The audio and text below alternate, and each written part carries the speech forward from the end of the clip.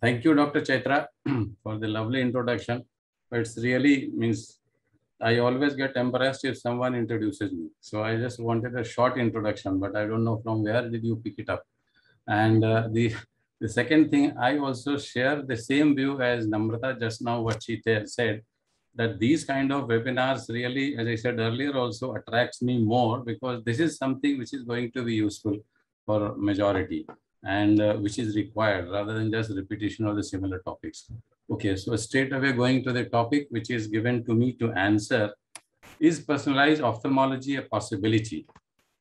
Now, this question I will be answering, or I am in this group as not as any researcher for the translational research, but as a comprehensive ophthalmologist who is going to be, why it's not showing, why it's not moving.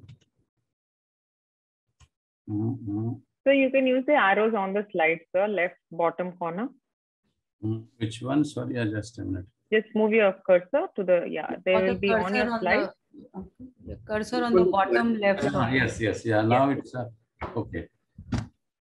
So as a comprehensive ophthalmologist who will be basically taking the benefit if this sees the light of the day in future. I must admit I have no financial disclosure to make, and also I have been asked to answer that question, but I must say that neither I am an astrologer nor a professor. So I cannot do prophecy, but definitely I have a wish list that this should come through. And but for the listener to judge whether it will be a reality, possibility or not, I'll put forward some facts which they can judge for themselves. Now, this personalized medicine, precision medicine, individualized medicine, everything, all are the same terminology, same word, and meaning same thing, which last time very nicely elucidated in the first part of your program by Dr. Namrata Sharma. Now, in the current philosophy, because this was the editorial, I picked up from about 15 years back, I had read, so I remembered that. It was because it appealed me that time also, and it also, I also had similar feeling that some glaucoma patients will never deteriorate whatever little you do, while some will continue to deteriorate whatever maximum you do. So it means there are many things which are unknown. There are many factors which are unknown. And why it is so? Because right now the traditional medicine which is on the theory of one size fits all, means one diagnosis, same treatment. So there is no difference. But this personalized medicine is primarily to segregate it further so that you can have a better diagnostic value, prognostic value, and treatment modality. So in this, what is done, I will not go in detail. Namrata explained last time very nicely that any diagnosis of disease, it can be further stratified, or those factors going to the genetic or the molecular level, so phenotypic and genetic characteristic.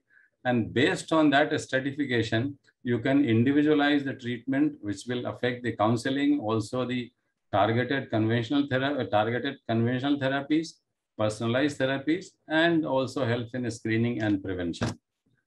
Now, it has unlimited potential. There is no doubt about it.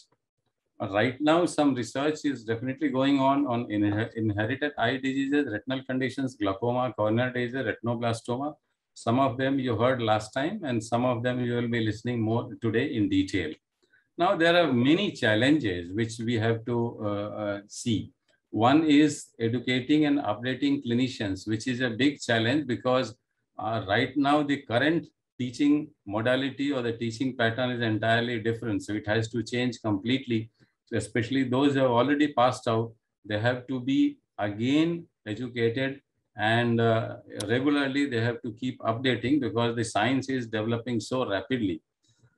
The gene mutation identification, of course, it's a lot of progress is being made, but a lot more requires to be done.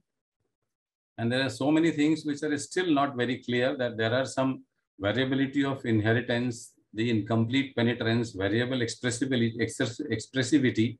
So those things, of course, as we move forward, it will be made very clear. I mean, it will be definitely more clear. Now, also, it needs a definitive proof that genotypic specific therapies are really beneficial. Now, right now, all those things, it looks, sounds, must be sounding for the majority a foreign language and nothing understandable. But for personalized medicine, these things everyone has to understand, and there will be many more. It is right now just I have put up over here, but there will be many more which will be coming in future as the progress will take place. For this, the testing also is a challenge because it will be deterrent for a patient to undergo testing unless some intervention is possible. And once it is diagnosed, then they should also know, suppose gene therapy, something abnormal is detected, then it has to be corrected or it has to be altered or whatever way. So that also needs a rapid progress. The diagnostic technology need to be easily available. Right now, it is available only at select few very advanced centers. So that has to, because if it has to be popular, it has to be in common practice, then that need to be expanded. The last time I heard about electrophysiological investigations, and I'm sure everyone just simply knows what are the tests. Probably they are just limited to that and some waves, A wave, B wave, something like that, but nothing beyond that. But it needs better understanding, which I understood last time. So that again, because that was just part of it. The testing guidelines have to be created for all tests. The consent and ethics, because the consent is also necessary. The ethical issues also will come, because suppose some genetic deviation is noted and it has some implication, then whether it is to be disclosed to the patient itself, because if it will be that you are predisposed to certain things because of this detection, then that person will be psychologically upset, whether right now it is not affected, but in future. So that is again a big issue. Then even this also is reality, especially in India, is not so much, but in US, that the insurance companies, if something abnormal detected, it has to be disclosed at the time of insurance, taking insurance, and they may put a loading factor or a loading amount for the premium, or sometimes they can even refuse doing covering the medical coverage.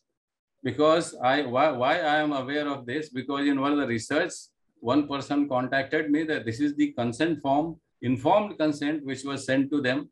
There are so many things which was written that if there is some complication develops, then we will be doing it. We will be treating it. But we will be billing it to your insurance company. If they don't pay, you have to bear the cost. Similarly, any test also, similar thing. If the insurance company doesn't cover right now, it will not cover majority, then you have to cover the cost. And but when this was pointed out to the researcher, they said, no, but these things will not happen. We are just mentioning it. So it means they are safeguarding their interest. But the patient interest, if something happens, then they will say, this is the thing that you have signed. So these things need to be considered. Support from that, therefore, support from patients also required. And there are certain orphan diseases, because if we come to know some orphan diseases, which the incidence is very, very low, there is a limit of certain per country. So if that, because the company also will not come forward for developing orphan drug market, because there is hardly any orphan drug market. So these things need to be considered.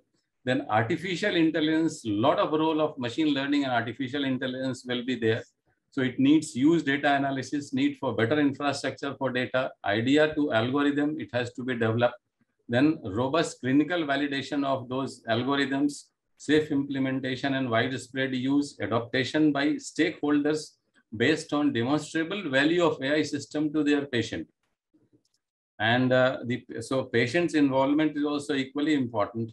And finally, so that if these steps are fulfilled, then finally the AI system can move to frontline clinical practice. And for me, for anything, any new treatment or for any new modality, means I basically look at from 3 points. that if it satisfies those 3 points, probably it's going to be a great success. What are those? That it has to be a proven benefit, definitely superior over the whatever the current practices are. The second is ease of treatment, the learning curve. It cannot be very steep. The ease of treatment, institutional treatment should be simple and easy. And finally, definitely the cost cannot be ignored. If it comes at a very high price, then India, it cannot be a success or it cannot be a popular thing.